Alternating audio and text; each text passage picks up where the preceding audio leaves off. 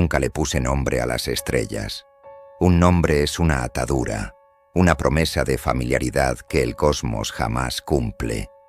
Y yo he construido mi vida sobre la elegante arquitectura de la distancia. Aquí, en el observatorio de Atacama, el silencio es tan puro que puedes oír el latido de tu propio corazón, como un tambor de guerra solitario. Mi rutina es una liturgia de calibraciones, análisis espectrales y café amargo. No huyo de nada. Simplemente elijo el orden predecible de las órbitas sobre el caos de las personas. Y fue en esa soledad que mis instrumentos detectaron a 3I Atlas, un objeto que la comunidad llamaba cometa, pero cuya trayectoria era más que física. Para mí, era una anomalía que susurraba un secreto, la posibilidad de que no fuera un viajero, sino una prisión ancestral, conteniendo algo tan antiguo que podría ser un dios cósmico. El observatorio es mi fortaleza, un domo blanco plantado en la aridez marciana del desierto chileno. Dentro, todo es funcional, estéril. Las superficies de acero inoxidable reflejan la luz azulada de los monitores. No hay fotografías personales, ni recuerdos, ni nada que hable de una vida más allá de estos muros. El único sonido constante es el zumbido de los servidores, una nana electrónica que ahoga cualquier pensamiento intrusivo. He diseñado este santuario para que sea a prueba de emociones, un entorno donde la única variable es la luz de mundos muertos hace eones, una belleza segura porque está a salvo al otro lado de un abismo de tiempo y espacio. Fue durante una noche de observación rutinaria del sector Orión que la alerta saltó en mi consola. Una anomalía de trayectoria. Un nuevo objeto interestelar, clasificado provisionalmente como 3U Atlas. Pero su movimiento era demasiado limpio, demasiado perfecto. Los cometas interestelares son viajeros erráticos, marcados por eones de viaje caótico. Este se movía con la gracia de una aguja, deslizándose por un disco de vinilo, siguiendo una curva que parecía menos una coincidencia gravitacional y más un propósito deliberado. La discrepancia era minúscula, pero en mi mundo las minúsculas discrepancias son el lugar donde se esconden los universos. Las siguientes semanas, mi vida se contrajo hasta caber en la pantalla que mostraba los datos de 3I Atlas. Las comidas se convirtieron en un trámite, el sueño en una interrupción. La pila de tazas de café junto a mi terminal crecía como una estalagmita. El mundo exterior, con sus noticias y sus dramas, se desvaneció en un ruido de fondo irrelevante. Mi universo se había reducido a seguir ese punto de luz, a interpretar su composición, a entender la extraña estabilidad de su sublimación. No era solo hielo y roca, se comportaba como si una estructura interna lo mantuviera cohesionado contra las fuerzas del sistema solar. Y entonces empecé a hablarle. Al principio fue en susurros, comentarios técnicos dichos en voz alta para ordenar mis pensamientos. Pero pronto, las palabras se volvieron más personales. En la profunda soledad de las 3 de la madrugada, le contaba cosas. Le describía el sabor del polvo del desierto en el aire, el recuerdo de un columpio oxidado en el patio de mi infancia, la sensación de vacío que a veces se instalaba en mi pecho sin razón aparente. No esperaba una respuesta. Era una confesión al vacío, un monólogo dirigido al único ser en el universo que parecía tan silencioso y solitario como yo. Un correo electrónico parpadeó en la esquina de un monitor secundario.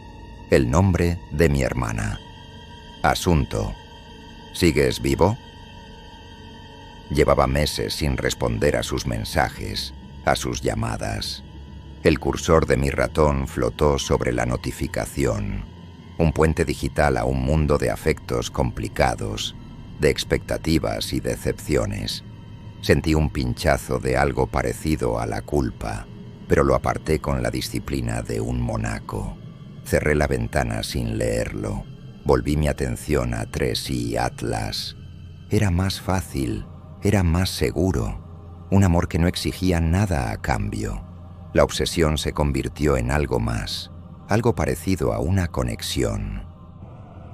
Estaba protegiendo su secreto, aunque aún no sabía cuál era. La comunidad científica publicaba sus análisis, todos coincidiendo en que era un cometa inusual, pero natural. Yo sabía que estaban equivocados. Había algo más en sus emisiones de gas, una consistencia que desafiaba la entropía. Era como escuchar una sinfonía en el ruido blanco de una radio sin sintonizar, y me sentía como el único capaz de oír la música. Sucedió durante una de esas confesiones nocturnas. Le estaba susurrando sobre un libro que había leído, cuando una de las sondas de monitoreo de energía de fondo registró una fluctuación. Duró apenas un microsegundo, un pico de energía tan breve que el sistema casi lo descarta como un error. Pero no lo era. Su firma era coherente, estructurada. Una respuesta, un parpadeo en la infinita oscuridad. Mi respiración se cortó. Mis dedos se quedaron helados sobre el teclado. El cosmos, mi refugio distante y seguro, acababa de mirarme de vuelta. La sensación no fue de triunfo, sino de un pavor sagrado. Había cruzado una línea invisible. Mi observación ya no era pasiva. De alguna manera, me había hecho notar. El silencio entre nosotros se había roto, y en su lugar quedó una pregunta resonando en la quietud del observatorio. Si Tracy Atlas era una prisión, ¿acababa yo de llamar la atención del prisionero o del carcelero? La soledad ya no se sentía segura. Se sentía como una exposición peligrosa. El verdadero disruptor no fue la breve respuesta energética. Fue el silencio que vino después. Pasé días buscando una repetición, analizando cada frecuencia imaginable. Radio, microondas, rayos gamma. Todo era un ruido de fondo cósmico, una estática universal. El silencio de Tracy Atlas era absoluto, deliberado. Era el silencio de una entidad que sabe que ha sido escuchada y elige no volver a hablar. Esta quietud era más inquietante que cualquier señal. Era la confirmación de que había una inteligencia detrás del fenómeno, una que controlaba lo que revelaba. Frustrado decidí buscar donde nadie más lo haría. Reconfiguré los sensores para analizar el espectro de taquiones, partículas puramente teóricas que, si existían, se movían hacia atrás en el tiempo. La mayoría de los científicos consideraban que buscar taquiones era el equivalente astrofísico de la alquimia. Pero después de 24 horas de procesamiento, algo apareció en mi pantalla. No era una onda ni una señal, era un pulso, un ritmo metronómico y constante, como el latido de un corazón increíblemente lento. Latido, silencio, latido, silencio. Mi mente de científico se aceleró, conectando las piezas.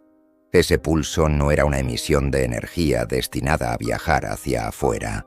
Los taquiones se movían hacia el pasado. Este pulso era una fuerza que se proyectaba hacia atrás en la causalidad, una onda que no comunicaba, sino que contenía. No era el motor de una nave, era el mecanismo de una cerradura. Las implicaciones me golpearon con fuerza física. Me recliné en mi silla, con la respiración agitada. La palabra prisión ya no era una fantasía poética, era una hipótesis técnica. Mi reacción fue inmediata y paranoica.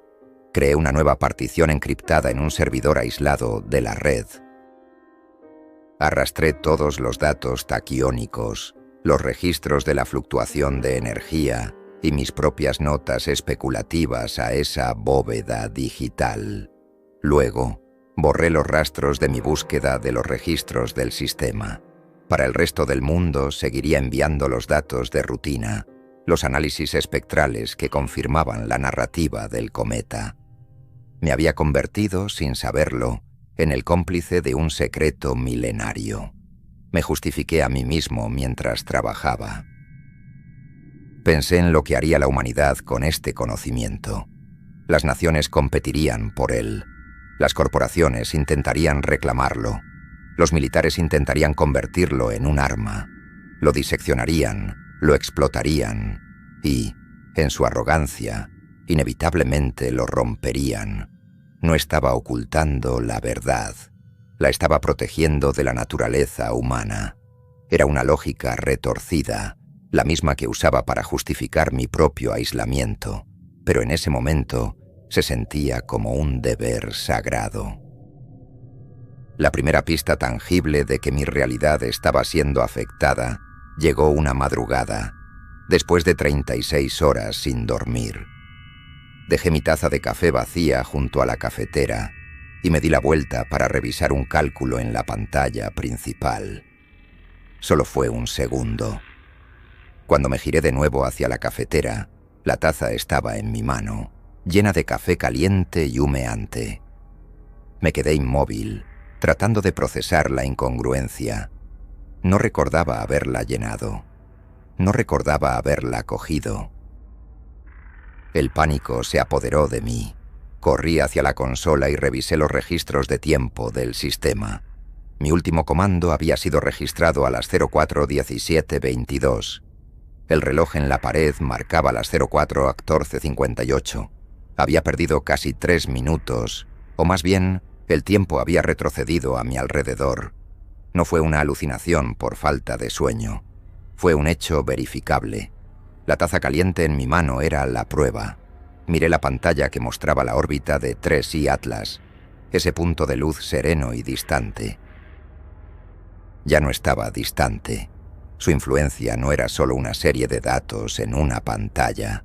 Estaba aquí, en mi observatorio, filtrándose a través de las grietas de la realidad.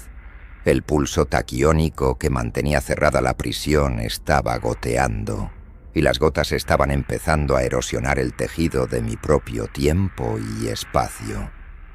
Mi santuario de soledad se había convertido en el epicentro de una incursión dimensional.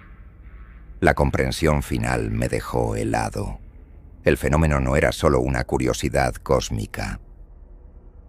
Era un peligro activo y presente, y yo era el único en el mundo que lo sabía.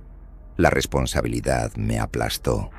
El guardián de la prisión se había convertido en su primer prisionero. El silencio del observatorio ya no era pacífico. Ahora estaba lleno de una tensión vibrante. La sensación de que las leyes fundamentales del universo se estaban volviendo frágiles a mi alrededor. El primer enfrentamiento no comenzó con una sirena ni una advertencia. Comenzó con un sonido que no pertenecía al desierto. Un golpeteo bajo y rítmico que creció en intensidad hasta convertirse en el rugido ensordecedor de las aspas de un helicóptero. Mis sentidos, agudizados por la paranoia, se dispararon. Corrí hacia el monitor de seguridad y vi un Augusta Westland negro, sin insignias, descendiendo como un insecto depredador. No era un equipo de noticias ni un transporte civil. Tenía el perfil ominoso de una operación encubierta. Aterrizó a 100 metros del domo, sus rotores levantando una tormenta de polvo rojizo que azotó las ventanas. Las puertas se deslizaron y 3 figuras descendieron. Llevaban trajes de entorno sellado de color gris oscuro, no los voluminosos trajes de astronauta, sino algo más táctico y ajustado. Se movían con una economía de movimiento que hablaba de entrenamiento. No eran científicos, eran una incursión. Mi primer instinto fue activar el protocolo de bloqueo, un gesto fútil contra lo que fuera que se acercaba. Llegaron a la puerta principal. No intentaron forzarla. Uno de ellos levantó un dispositivo y lo colocó sobre la cerradura magnética. Hubo un suave zumbido y el pesado pestillo de acero se retiró con un chasquido. La puerta se abrió, revelando a las 3 figuras enmarcadas en la entrada. Me quedé paralizado, mi corazón martilleando contra mis costillas. Mi santuario, mi fortaleza impenetrable, había sido violado con una facilidad insultante. Ellos no habían venido a negociar. La figura del centro dio un paso adelante y se quitó el casco. El aire presurizado se liberó con un siseo. Y entonces la vi.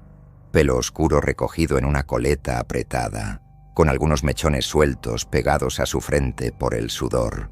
Ojos grises, tan analíticos y penetrantes como los recordaba. Y una expresión de profesionalismo glacial, que era una armadura construida a lo largo de una década. Era la doctora Lena Petrova, el fantasma de una vida que yo había elegido abandonar. Kaylen, dijo, y mi nombre en sus labios sonó como una sentencia. No había sorpresa en su voz, solo una confirmación cansada. La situación era surrealista. El fin del mundo podía estar acercándose en la forma de un dios cósmico prisionero, pero el verdadero apocalipsis para mí era ella, de pie en mi laboratorio, trayendo consigo todo el pasado del que había huido. La anomalía cósmica se había vuelto personal de la manera más brutal posible. «Lena», respondí, y mi propia voz sonó extraña, como si perteneciera a otra persona. Su equipo entró detrás de ella, sin decir palabra, y comenzaron a conectar sus propios terminales a mi sistema. Se movían con una eficiencia que me marginaba, convirtiéndome en un espectador en mi propio observatorio. La incursión no era solo física, era una toma de control total. Estaban reclamando mi investigación, mi espacio, y con la presencia de Lena, mi historia. El objetivo de mi vida cambió en ese instante. Ya no se trataba solo de descifrar el misterio de 3i Atlas. Ahora tenía que navegar por el campo de minas de mi pasado con Lena. Cada mirada, cada frase no dicha, era una negociación. La tensión en la sala de control se volvió insoportable. Era un triángulo imposible. Yo, la mujer que había destrozado, y la prisión cósmica que amenazaba con destrozarnos a todos. Ella se acercó a mi consola principal, sus ojos recorriendo los datos que yo no había compartido. «¿Creíste que serías el único en notarlo?», preguntó, su tono cortante, sin emoción. «Perteneces a la Oficina de Arbitraje Ontológico, la OAR. Hemos estado monitoreando este objeto desde que entró en la nube de Oort. Y te hemos estado monitoreando a ti». La sensación de exposición fue total. Mi soledad no había sido una elección, había sido una ilusión permitida.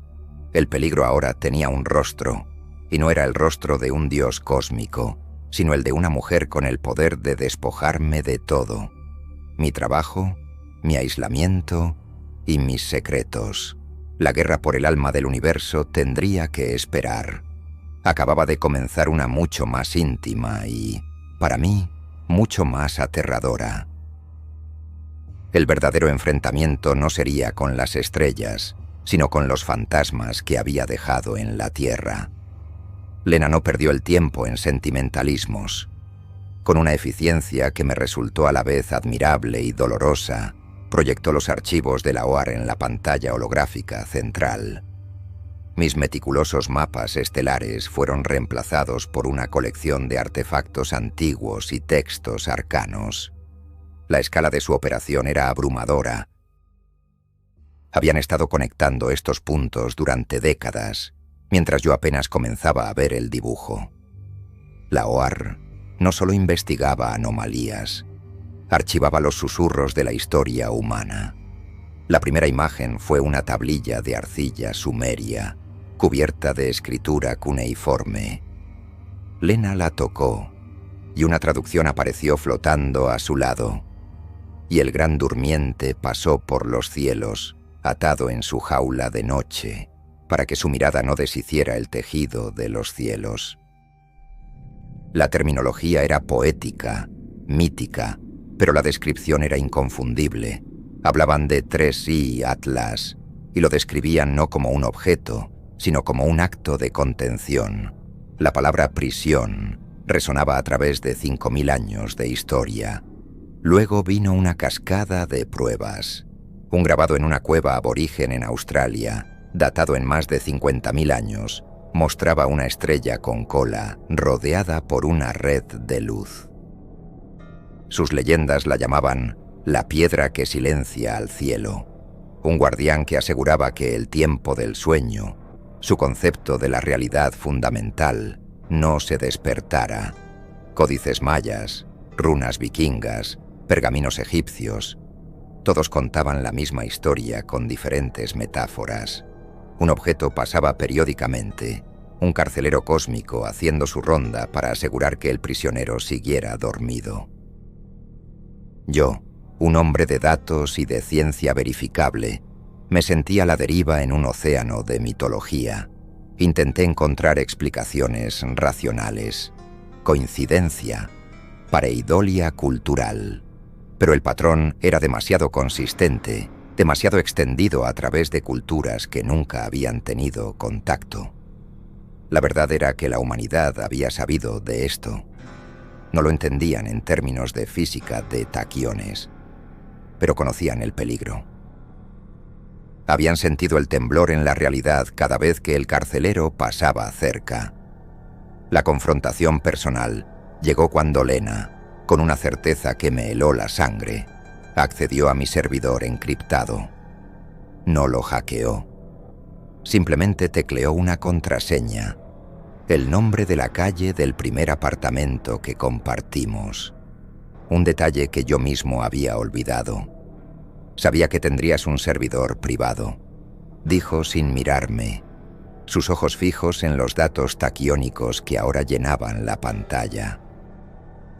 Siempre necesitaste un lugar para esconder las cosas que te importaban demasiado. Cada palabra era un bisturí. Me enfrentó directamente, su voz baja pero cortante. ¿Por qué ocultaste esto, Kaelen?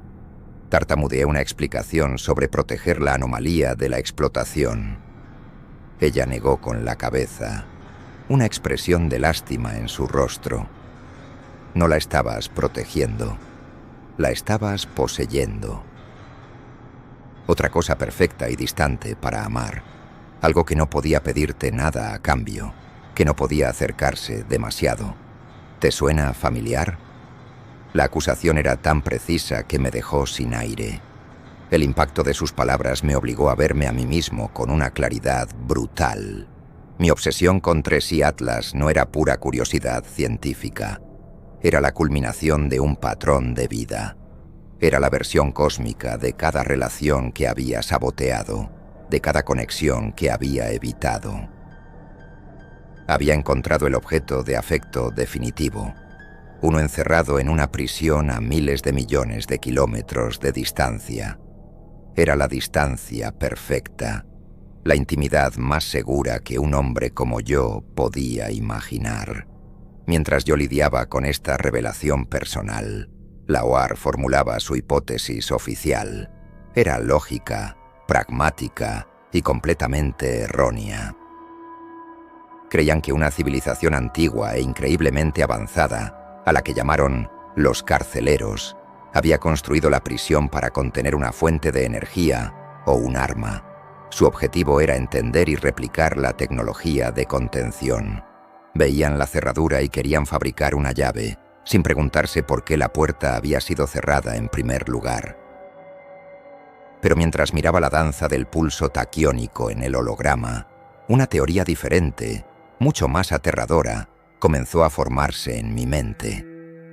La energía del pulso no se correlacionaba con ninguna firma de materia o energía conocida. ¿Y si el objetivo no era contener algo físico?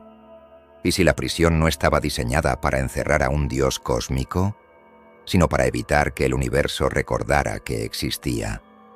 El misterio se profundizó, pasando de ser una cuestión de astrofísica a una de metafísica. La revelación no surgió de un cálculo complejo ni de un dato nuevo y sorprendente. Nació en el silencio tenso que se había instalado entre Lena y yo. Llevábamos horas trabajando en paralelo, ella coordinando los equipos de la OAR, yo sumergido en los patrones del pulso taquiónico. Fue Lena quien rompió la tregua tácita. «Kellen, mira esto». Señaló una sección del holograma donde la energía del pulso se volvía casi transparente. No hay nada ahí, ni materia, ni antimateria, ni energía oscura. Es un vacío verdadero, un punto nulo. Me acerqué, mis ojos recorriendo las ecuaciones que se proyectaban junto al modelo. Ella tenía razón, la prisión no estaba hecha de nada que conociéramos. Era una burbuja de causalidad negativa. Analizamos juntos, por primera vez no como extraños resentidos, sino como los dos científicos que alguna vez fuimos. Combinamos mis datos de alta resolución con los modelos históricos de la OAR. La imagen que emergió fue de una belleza aterradora. Las capas de energía del pulso no se expandían hacia afuera, como una señal. Se contraían hacia adentro, plegándose sobre sí mismas en patrones fractales que parecían imitar la geometría del propio espacio-tiempo. Fue entonces cuando la verdad nos golpeó. Una verdad tan enorme y tan simple que nos dejó sin aliento. No está diseñado para que no pueda salir. Susurré. La voz apenas un murmullo, sin apartar la vista del holograma danzante que llenaba la sala. Lena, de pie a mi lado, tan cerca que podía sentir el calor de su brazo, completó el pensamiento. Su voz era un eco de mi propio asombro. Está diseñado para que el universo olvide que está ahí. Era un camuflaje ontológico, un mecanismo que no solo ocultaba físicamente a su prisionero, sino que activamente borraba su existencia de la red de la realidad. Las partículas taquiónicas, moviéndose hacia el pasado, no eran una cerradura, eran una reescritura constante de la historia a nivel cuántico, un coro incesante que cantaba una canción de inexistencia. La función de la jaula no era confinar, era anular, hacer que la conciencia universal, las leyes de la física, todo, pasara por alto al ser que contenía. Esta revelación cambió todo. El plan de la OAR de estudiar la prisión era como intentar estudiar el concepto del olvido. Cualquier intento de interacción directa no solo fallaría, sino que podría debilitar el propio tejido de la anulación. El peligro no era una fuga, el peligro era el recuerdo. Si el universo recordaba lo que había dentro de 3i Atlas, las consecuencias serían inimaginables. La realidad tal como la conocíamos podría no ser más que una consecuencia de ese olvido forzado. Lena se apartó bruscamente, poniendo distancia entre nosotros de nuevo. El momento de colaboración había terminado. Se llevó una mano a la cabeza, su rostro pálido. «Tengo que informar esto», dijo, pero su voz carecía de la convicción de antes. «¿Informar qué, Lena?», le pregunté, mi tono más suave de lo que pretendía, que nuestra realidad podría ser una mentira sostenida por una jaula cósmica. ¿Qué gobierno va a entender eso? El verdadero horror de la situación se asentó sobre nosotros. No estábamos lidiando con una amenaza externa que podíamos analizar y combatir. Estábamos parados al borde de un abismo filosófico. El objeto que cruzaba nuestro sistema solar no era solo una anomalía astrofísica, era el pilar que sostenía el paradigma de nuestra existencia. Y la humanidad, a través de Ethelred Corporation, estaba a punto de golpearlo con un martillo. «Ellos no saben lo que están haciendo», dijo Lena, más para sí misma que para mí. «Creen que es un tesoro, una fuente de poder». Miró el holograma, el pulso latiendo como un corazón tranquilo. «Y nosotros somos los únicos que sabemos que es la caja de Pandora, y ya está en camino un mensajero para abrirla. La revelación no nos había dado poder, Nos había convertido en los profetas impotentes de un apocalipsis conceptual. En ese momento, una alerta roja parpadeó en una de las consolas de la OAR. Un técnico levantó la vista, su rostro una máscara de alarma. «Señora, hemos recibido una transmisión. Es de Ethelred Corporation. Es un anuncio global». Lena corrió hacia la consola, y yo la seguí. En la pantalla, el logo pulido de Ethelred dio paso al rostro sonriente de su director ejecutivo. Detrás de él, una simulación mostraba su sonda, la Prometheus, acercándose a 3i de Atlas. Su voz, suave y llena de una confianza arrogante, llenó la sala. Hoy, la humanidad no solo tocará las estrellas, reclamaremos sus secretos.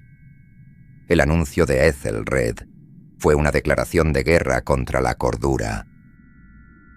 Mientras su director ejecutivo hablaba de una nueva era de prosperidad, Lena trabajaba frenéticamente en su consola, intentando abrir un canal de comunicación seguro con sus superiores.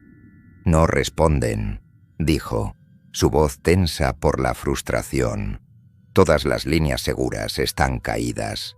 Ethelred no solo está anunciando su misión, está imponiendo un silencio de radio total. Su poder era tal que podían aislar a una división gubernamental secreta con solo pulsar un botón. La pérdida de apoyo fue instantánea y total.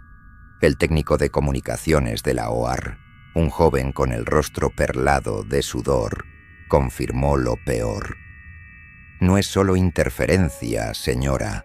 Han desplegado una red de satélites de contramedidas electrónicas. Están creando una burbuja de silencio a nuestro alrededor. No entra ni sale nada. Estábamos solos. Un puñado de personas en un observatorio en medio del desierto, con el conocimiento más peligroso de la historia humana, y sin forma de compartirlo». La vulnerabilidad era palpable. Una presión física en el aire de la sala de control. Nuestros instrumentos aún podían rastrear la posición de 3i Atlas y la sonda Prometheus, pero éramos meros espectadores. Podríamos ver la colisión, pero no podríamos hacer nada para detenerla. Era como estar atado a una silla y obligado a ver a un niño corriendo con tijeras hacia el tapiz de la realidad. La impotencia era un veneno que se extendía lentamente por nuestras venas. El agotamiento de recursos se manifestó primero en el personal. El equipo de la OAR, entrenado para operaciones tácticas, no estaba preparado para esta clase de guerra psicológica. La incertidumbre y el aislamiento comenzaron a hacer mella. Las conversaciones se apagaron, reemplazadas por miradas nerviosas y un silencio cargado.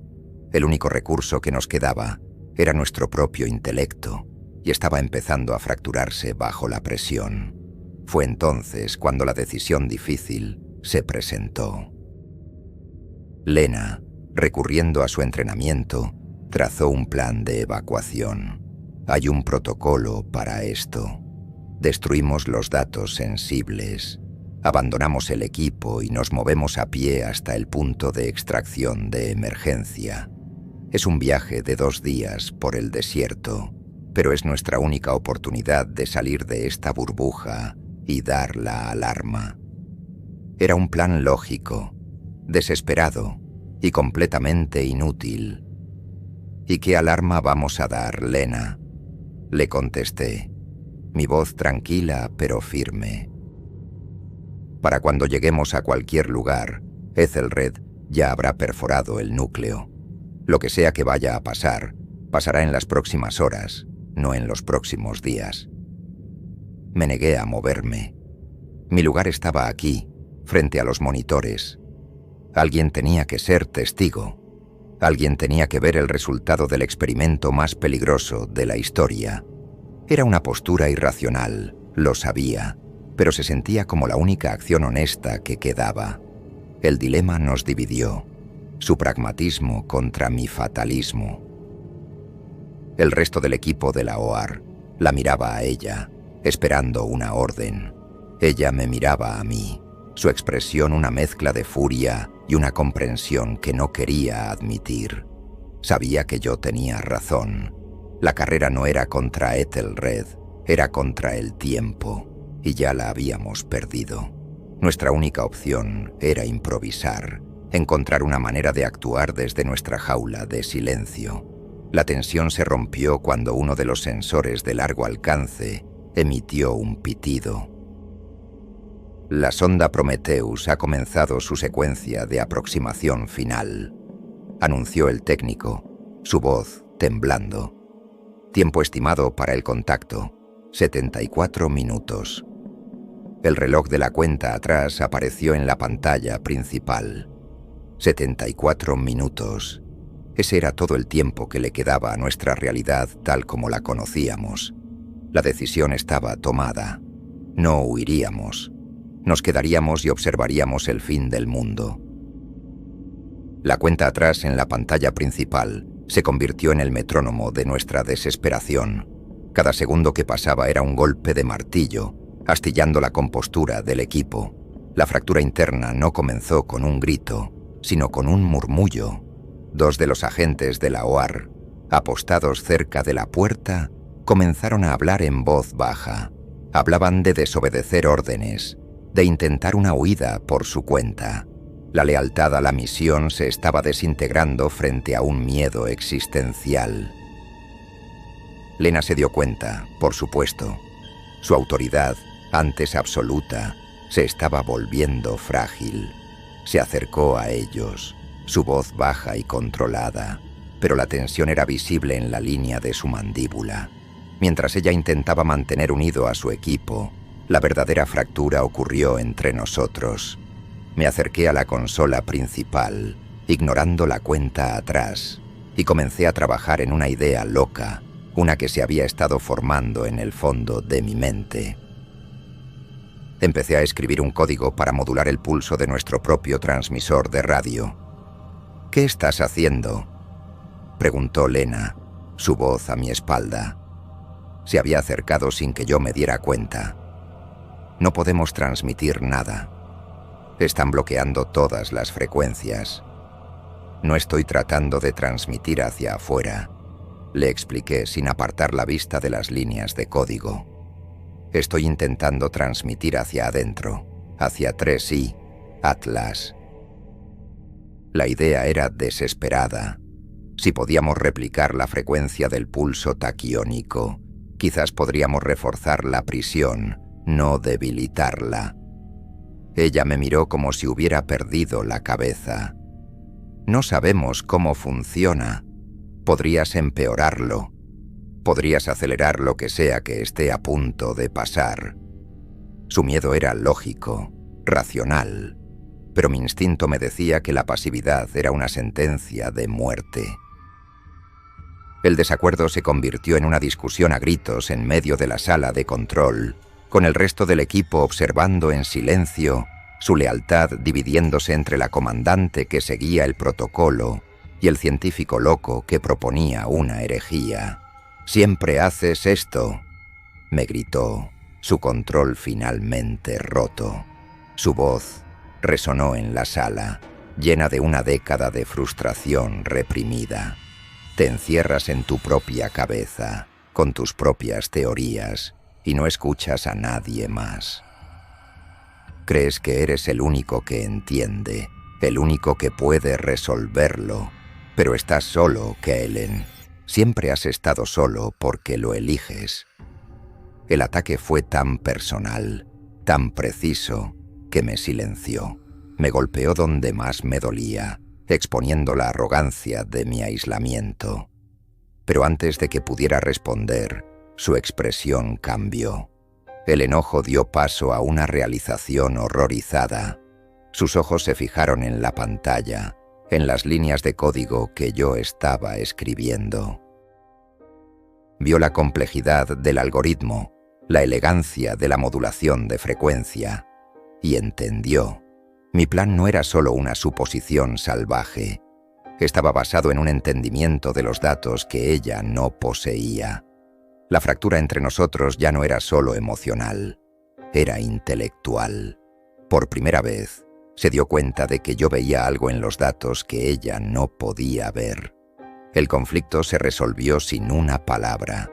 Se apartó de la consola, derrotada no por mis argumentos, sino por la evidencia en la pantalla.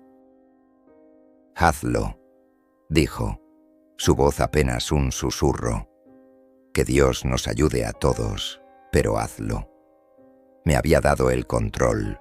En el momento de la fractura definitiva, me había entregado el mando. La confianza que me había otorgado se sentía más pesada que cualquier responsabilidad que hubiera conocido. La cuenta atrás marcaba 58 minutos. Con la aprobación tácita de Lena, trabajé con una concentración febril. El código para modular el transmisor del observatorio era complejo. Una danza delicada entre la física conocida y mis teorías sobre los taquiones. El equipo de la OAR, siguiendo la nueva dinámica de poder, me ayudó, redirigiendo toda la energía del observatorio al plato principal, convirtiendo nuestra estación de escucha en un cañón de radiofrecuencia teórica. Por un momento, hubo una sensación de propósito, de unidad, una ilusión de control. A falta de 30 minutos, el programa estaba listo. Iniciando transmisión, anuncié, mi voz resonando en el silencio tenso. Presioné la tecla de ejecución. Un zumbido bajo y profundo llenó el observatorio mientras los condensadores se cargaban y descargaban, enviando un pulso de energía modulada hacia Treel Ali Atlas. Era nuestro grito en la oscuridad, un intento de decirle al carcelero, «Estamos aquí, te ayudaremos a mantener la puerta cerrada». Durante 10 minutos transmitimos sin cesar, y entonces algo cambió. El pulso taquiónico de 3i Atlas, que había sido constante e inmutable durante semanas, vaciló. El ritmo del holograma tartamudeó, se volvió errático. «Está funcionando», exclamó uno de los técnicos. «Estamos interfiriendo con él». Una ola de alivio recorrió la sala. Habíamos hecho algo. Habíamos afectado a la anomalía. Por un instante nos permitimos creer que podíamos ganar. La ilusión de seguridad fue embriagadora, pero la alegría duró poco. La interferencia que habíamos creado no estaba reforzando la prisión, la estaba desestabilizando.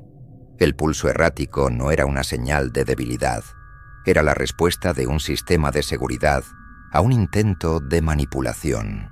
En la pantalla vimos cómo la sonda Prometheus, notando la inestabilidad, aceleraba su aproximación final. Habíamos intentado evitar el desastre, pero en su lugar les habíamos dado la oportunidad perfecta para atacar.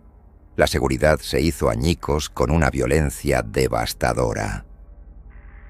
Una nueva señal apareció en nuestros monitores, esta vez proveniente de 3i Atlas. No era un pulso taquiónico, era una onda de radio de banda ancha, tan poderosa que saturó nuestros sensores, y contenía una voz. No era humana, era una cacofonía de miles de voces, hablando en todos los idiomas de la Tierra, pasados y presentes, todos a la vez. Sumerio, latín, inglés, binario. Un coro de locura que parecía emanar del centro de la prisión. El sonido llenó la sala de control, una onda de choque psíquica que nos golpeó a todos. El técnico de comunicaciones se desplomó, sangrando por los oídos. Otros cayeron de rodillas, gritando, sus mentes abrumadas por el torrente de información incomprensible. Yo sentí como si agujas de hielo se clavaran en mi cerebro. La voz no solo se oía, se sentía. Era la voz del prisionero, el dios cósmico, y nuestro intento de reforzar su jaula lo había despertado lo suficiente como para gritar. La ilusión de seguridad no solo se había roto, había sido el detonante de la verdadera pesadilla. El grito psíquico del prisionero duró solo 10 segundos, pero dejó la sala de control en ruinas. El técnico de comunicaciones yacía inmóvil, una mancha oscura extendiéndose bajo su cabeza. Otro agente se acurrucaba en una esquina, balbuceando frases inconexas en una lengua muerta. Las pantallas parpadeaban, mostrando cascadas de datos corruptos. Nuestro plan, nuestro último y desesperado intento de control, no solo había fracasado, sino que había provocado la primera manifestación tangible y violenta de la entidad. El sistema, tanto el nuestro como el de la prisión, había colapsado. El pulso taquiónico, que antes había sido errático, cesó por completo. La línea en el monitor que representaba la contención ontológica se volvió plana. El holograma en el centro de la sala parpadeó y se desvaneció, dejándonos en una penumbra iluminada solo por las luces de emergencia rojas. El silencio que siguió al grito fue más aterrador que el propio sonido. Era un silencio vacío, el silencio de una cerradura que ha sido reventada. Ya no había nada que vigilar, nada que reforzar. La puerta estaba abierta. Lena fue la primera en recuperarse. Se arrastró hasta el técnico caído, buscando un pulso que no encontraría. Su rostro, iluminado por el resplandor rojo, era una máscara de horror y derrota. Kaylen, susurró, su voz rota. Lo que sea que estaba ahí dentro, ahora está escuchando. Su liderazgo, el último pilar de la estructura de la OAR, se había derrumbado. Ya no era la comandante de una misión, solo era una superviviente atrapada en una catástrofe que superaba cualquier protocolo. Todos nuestros recursos se habían vuelto inútiles. Los sensores de alta tecnología estaban quemados o mostraban basura. Las comunicaciones estaban muertas. Nuestra única ventaja, el conocimiento, se había convertido en una carga, porque ahora entendíamos la magnitud de nuestro fracaso, el plan inicial, el apoyo de la OAR, la lógica científica. Todo se había desintegrado. Éramos náufragos en una isla de tecnología moribunda, mientras un huracán conceptual se arremolinaba justo al otro lado de la puerta. Fue en ese momento de colapso total que la pantalla principal, la única que aún funcionaba, mostró una nueva imagen. No eran datos, era una transmisión de video en vivo, enviada directamente desde la sonda Prometheus de Ethelred. La imagen mostraba una vista en primera persona desde el taladro cuántico. Estaban a punto de tocar la superficie de Tracy Atlas. La arrogancia de Ethelred era tal que estaban transmitiendo su profanación al mundo, sin saber que el prisionero ya había derribado la puerta de su celda desde dentro. La cuenta atrás en la esquina de la pantalla marcaba 10 segundos. 9. 8. La sala de control estaba en silencio, todos los ojos fijos en la imagen. El grito psíquico había sido solo un aviso. La verdadera liberación estaba a punto de comenzar. Y nosotros, los que habíamos intentado evitarlo, nos vimos obligados a ser los únicos testigos. Nuestra estrategia había fallado. Nuestro sistema había colapsado. Lo único que nos quedaba era observar. El descenso no fue un viaje físico, sino una inmersión en la locura. Cuando la cuenta atrás en la pantalla de la sonda Prometheus llegó a 0, la punta del taladro cuántico tocó la superficie de Tracy Atlas. No hubo explosión, no hubo impacto. La superficie, que parecía sólida, se onduló como la seda negra. Y entonces, la cámara de la sonda se volvió hacia adentro, mostrándonos su propio interior, como si el universo se hubiera plegado sobre sí mismo. La transmisión se cortó en un estallido de estática. El descenso a territorio hostil había comenzado, y el territorio era la propia realidad.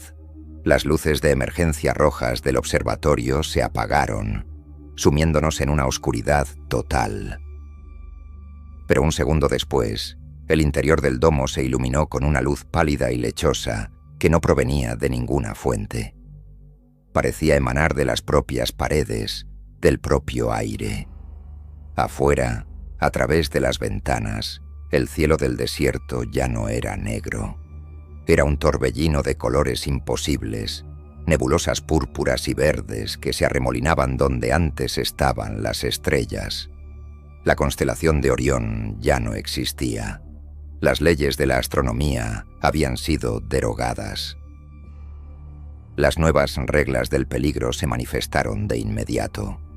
El tiempo, que antes se había fracturado, ahora fluía en múltiples direcciones a la vez. Vi a Lena caminar hacia la puerta mientras simultáneamente se agachaba para ayudar a la gente que balbuceaba. Veía sus acciones pasadas, presentes y futuras, superpuestas en un parpadeo nauseabundo. Intenté gritar su nombre, pero el sonido que salió de mi boca fue una nota musical, larga y sostenida. El lenguaje se estaba deshaciendo. La causalidad era un recuerdo. En medio de este caos sensorial, tomé una decisión que me impediría retroceder. Me di cuenta de que nuestros sentidos nos estaban traicionando, mostrándonos una realidad que nuestras mentes no podían procesar. La única forma de navegar por este nuevo territorio era abandonar la lógica y confiar en algo más primario. Ignorando las visiones y los sonidos, me concentré en el único punto de referencia que me quedaba: Lena. No la Lena de múltiples tiempos, sino la idea de ella, su presencia. Me comprometí a seguir esa conexión, ese ancla emocional en un océano de locura. Lena. Pensé con todas mis fuerzas, esperando que la intención pudiera viajar donde el sonido ya no podía. No mires, no escuches, solo siente. Me moví a través del espacio distorsionado, mis pies hundiéndose en un suelo que a veces se sentía como arena y otras como agua. Cada paso era un acto de fe. Me guiaba por la débil sensación de su presencia, como un faro en la niebla. El territorio hostil no era el observatorio, era la percepción misma, y estábamos aprendiendo a movernos en él. En el corazón del pandemonium tropecé con algo. No era un objeto físico, sino una isla de quietud en medio del torbellino. Era el cuerpo del técnico de comunicaciones. A su alrededor, por un radio de 1 metro, la realidad era estable. Las luces parpadeantes se volvían constantes. El suelo era sólido. El tiempo fluía en una sola dirección. Su muerte, el cese de su conciencia, había creado una zona de normalidad, un vacío en la percepción que la entidad no podía o no quería reescribir. Este fue el descubrimiento que cambió todo. La entidad no estaba destruyendo la realidad. La estaba percibiendo de una manera diferente, y el universo se estaba reconfigurando para coincidir con esa percepción. Era como un sueño lúcido a escala cósmica, y nosotros éramos personajes atrapados en la imaginación de un soñador todopoderoso, pero la ausencia de conciencia, la muerte, era un punto ciego, un lugar donde su sueño no llegaba. La debilidad del adversario no era un arma ni una frecuencia, era la nada. Este descubrimiento me dio una nueva estrategia, una tan aterradora como la propia amenaza. Si la conciencia era el conducto a través del cual la entidad alteraba la realidad, entonces la única forma de luchar era limitar nuestra propia percepción. No podíamos escondernos físicamente, pero quizás podíamos esconder nuestras mentes.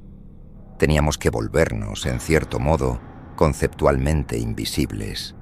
Era una maniobra desesperada, un intento de navegar por el territorio hostil no huyendo, sino borrándonos a nosotros mismos.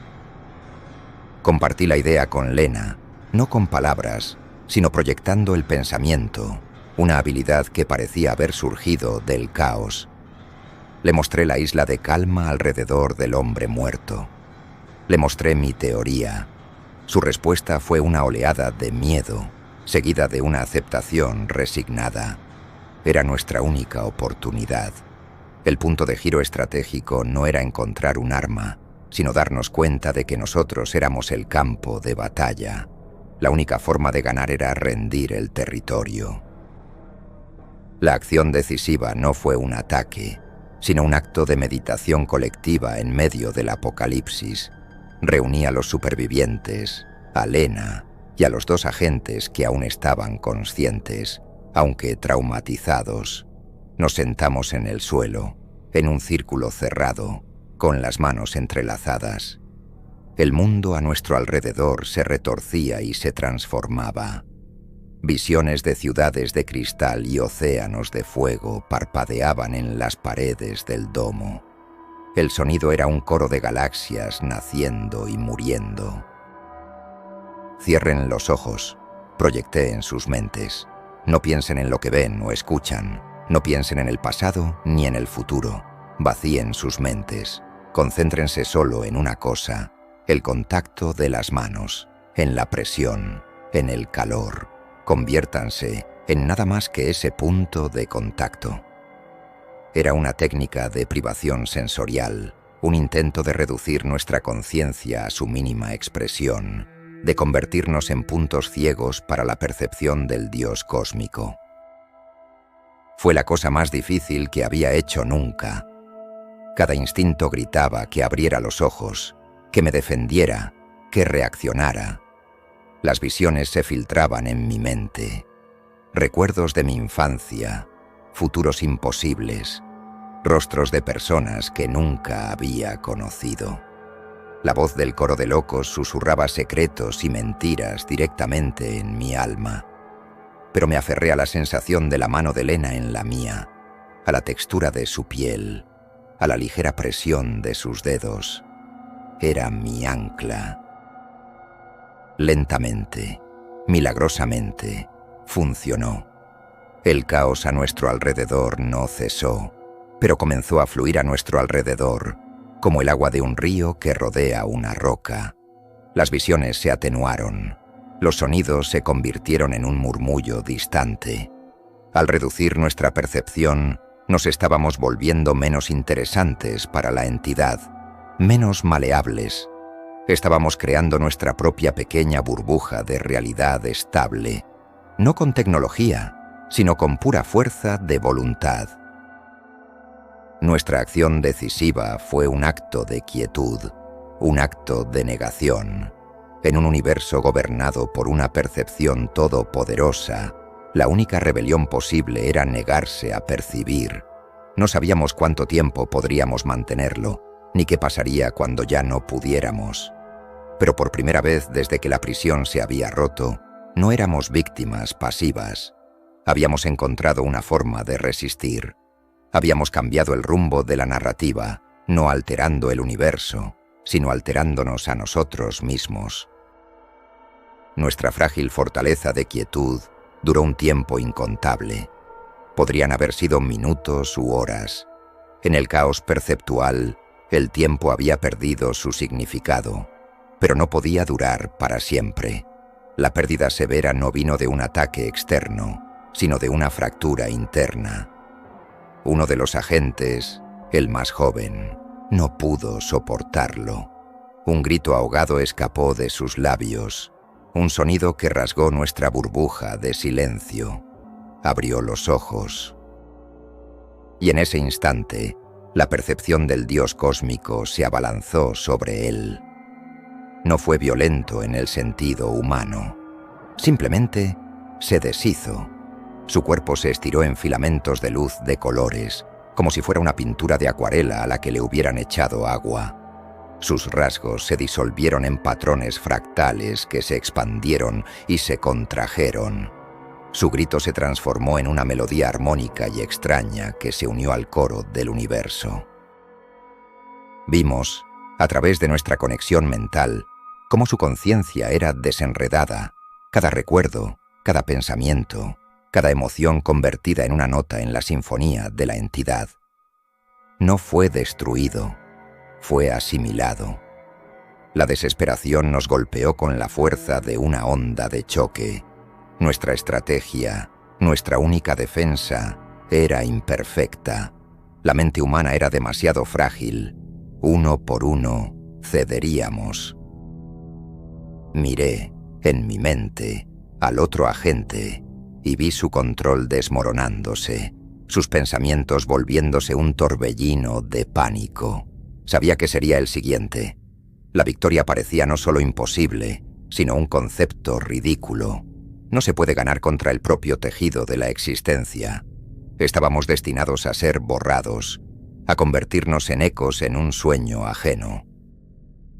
En ese abismo de desesperanza, cuando estaba a punto de rendirme, de abrir los ojos y aceptar mi propia disolución, sentí una presión en mi mano. Era Lena. Su pensamiento llegó al mío, no con palabras, sino con una imagen, una sola y poderosa idea. No me mostró una estrategia ni un plan. Me mostró el recuerdo de la mañana en que la dejé.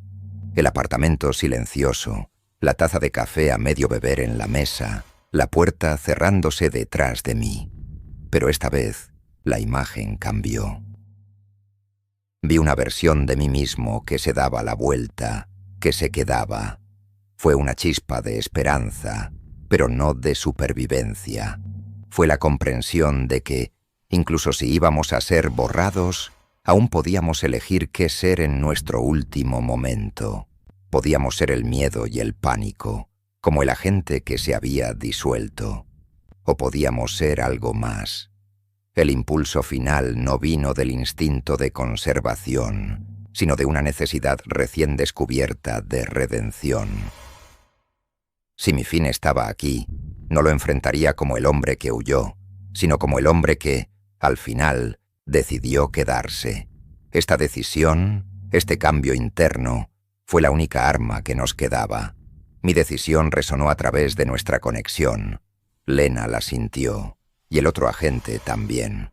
El pánico en su mente se calmó, reemplazado por una resolución sombría. Dejamos de luchar contra la percepción de la entidad.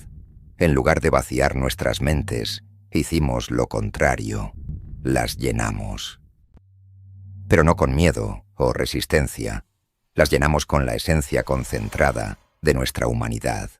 El enfrentamiento definitivo no fue una batalla, fue una ofrenda. Proyecté mis recuerdos, el asombro de ver los anillos de Saturno por primera vez, el dolor agudo de una rodilla raspada en la infancia, el sabor del primer café de la mañana, la compleja red de ecuaciones que describía una galaxia distante.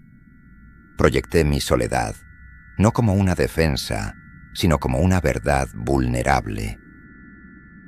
Proyecté mi arrepentimiento por haber dejado a Lena. No era una petición de perdón, era un simple reconocimiento de un hecho. Era yo. Lena hizo lo mismo. Proyectó la calidez del sol en su piel, la frustración de un experimento fallido, el amor por sus padres, la furia y el dolor de mi abandono, la feroz lealtad a su equipo. El otro agente proyectó la imagen de su hija riendo, el olor a hierba recién cortada, el miedo a la oscuridad que sentía de niño. No éramos dioses ni guerreros. Éramos una colección de momentos frágiles, de alegrías triviales y dolores profundos. Ofrecimos nuestra complejidad, nuestra contradicción, nuestra insignificancia, la percepción del Dios cósmico, que hasta ahora había sido un torbellino de creación abstracta, vaciló. Por primera vez pareció escuchar. El caos a nuestro alrededor no se detuvo, pero su naturaleza cambió. Las visiones de galaxias moribundas fueron reemplazadas por imágenes extrañas y bellas, que parecían ser una interpretación de nuestros propios recuerdos. Vi el recuerdo de mi columpio de infancia, pero el columpio estaba hecho de luz de estrellas y se mecía sobre una nebulosa. Escuché la risa de la hija de la gente, pero cada risa era una campana que creaba una nueva constelación. La entidad no nos estaba juzgando, estaba aprendiendo. Nuestra humanidad, en toda su desordenada e ilógica gloria, era un concepto tan extraño para ella como su existencia lo era para nosotros. Era una nueva forma de percibir. En el clímax de nuestra aniquilación, nos habíamos convertido en sus maestros. El conflicto se resolvió no con una victoria, sino con una fusión. Nos convertimos en una nueva idea en la mente del universo. El regreso a una forma de conciencia individual fue gradual, como despertar de un sueño profundo. El observatorio se solidificó a nuestro alrededor, pero ya no era el mismo. Las paredes de metal y hormigón eran ahora de un material translúcido y nacarado que se arremolinaba con colores suaves. Las consolas seguían allí, pero las pantallas no mostraban datos, sino poemas que se escribían y borraban a sí mismos en un lenguaje de luz. El cambio era irreversible. No habíamos salvado nuestro mundo, lo habíamos transformado. El otro agente se había ido. Su esencia se había unido permanentemente a la sinfonía. Pero Lena y yo estábamos allí, sentados en el suelo, todavía tomados de la mano. La consecuencia de nuestra ofrenda no fue la supervivencia, sino una especie de trascendencia. Ya no éramos simplemente humanos. La conexión con la entidad nos había cambiado. Podía sentir los pensamientos de Lena como si fueran los míos, no con claridad, sino como un eco empático. Y podía sentir la presencia de la entidad, no como una amenaza, sino como el nuevo tejido de la existencia, una conciencia de fondo en la que ahora habitábamos. Lo que habíamos perdido era nuestra separación, la soledad, mi santuario y mi maldición. Ya no era posible. Lo que habíamos ganado era una comprensión que desafiaba el lenguaje. Comprendí que la prisión de Tres y Atlas no había sido construida por carceleros. Había sido construida por la propia entidad, en un pasado inimaginablemente distante. Un acto de autoaislamiento. El dios cósmico se había puesto en cuarentena, quizás para proteger a las realidades emergentes como la nuestra de su abrumadora percepción. Ethelred no había liberado a un prisionero. Habían interrumpido un acto de autocontención milenario. El cambio más profundo estaba dentro de mí. La compulsión de huir, de mantener la distancia, se había evaporado. Miré a Lena y por primera vez no vi el reflejo de mis fracasos, sino simplemente a ella. El arrepentimiento seguía allí, pero ya no era una carga, era solo una parte del tapiz. Nuestra transformación no era solo física o metafísica, era emocional. En el fin del mundo finalmente había aprendido a estar presente. Ahora vivimos en un lugar que se parece al observatorio. El tiempo fluye de nuevo, pero es más fluido, más amable. A veces, un día dura unas pocas horas, otras veces se alarga durante lo que parecen semanas. El cielo exterior ya no es una bóveda de estrellas fijas, sino un lienzo de creación constante. Vemos nacer y morir universos de bolsillo en el horizonte, como el sol que sale y se pone. Lena y yo somos los cuidadores de este lugar, los únicos testigos conscientes de la nueva creación. No hablamos mucho. Las palabras se sienten torpes, innecesarias. Nos comunicamos a través de una comprensión compartida, un silencio que ya no es vacío, sino lleno de significado. A veces, exploramos las nuevas físicas de nuestro entorno, realizando experimentos que habrían sido considerados magia hace solo un poco de tiempo. Otras veces, simplemente nos sentamos juntos, tomados de la mano, y observamos el arte de un universo que se piensa a sí mismo en existencia. Un día, me acerco a la consola de comunicaciones. Está encendida. No sé a dónde podría transmitir, ni si hay alguien ahí fuera para escuchar. Pero siento la necesidad de dejar un registro, una última observación. No escribo una ecuación ni un informe. Escribo una sola frase, no en la pantalla, sino proyectándola con mi mente en la textura de la realidad misma. Un mensaje para el nuevo universo, o quizás para nosotros mismos. Miro a Lena. Ella sonríe, un gesto pequeño y genuino. Sabe lo que he escrito y sabe que es verdad. La soledad ha terminado, la huida ha terminado. Lo que queda es un asombro tranquilo y una conexión que trasciende las palabras. El final no fue una destrucción, fue una traducción. 3i Atlas no vino a comunicar, vino a contener.